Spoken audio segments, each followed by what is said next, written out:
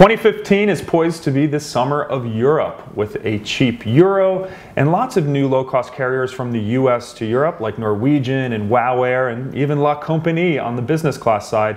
Tons of Americans are going to Europe this summer. TPG reader Clayton tweets us, "I'm thinking of flying Ryanair within Europe this summer and was wondering, is it worth it?"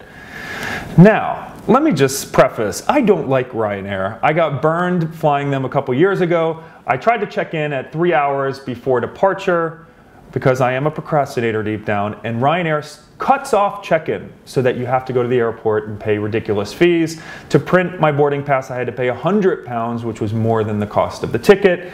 I know, stupid TPG, stupid me, I should have known. And that's the thing, Ryanair, you need to obsessively, kind of like how we obsessively maximize our miles and points with Ryanair, you have to maximize their rules. They don't really treat you like a human. You're kind of prodded through like cattle.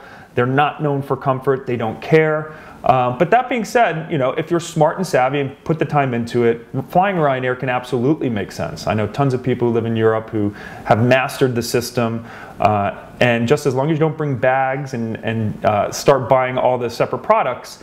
Now, another thing you should be aware of is that not all Ryanair cities are where you'd think they'd be. The first time I flew Ryanair was into Paris as a impressionable college sophomore, and I landed at a tent in the woods, otherwise known as Paris Beauvais Airport, where I had to purchase an hour-and-a-half long cramped bus ride into the city. So if you value your time and your soul, you may not want to fly Ryanair, especially when there's other carriers like EasyJet that are still low cost but treat you like a human. But it can make sense, but just do your research and make sure the airport you're flying into isn't in another jurisdiction. Any other questions, tweet me at @ThePointsGuy and make sure you like us on Facebook.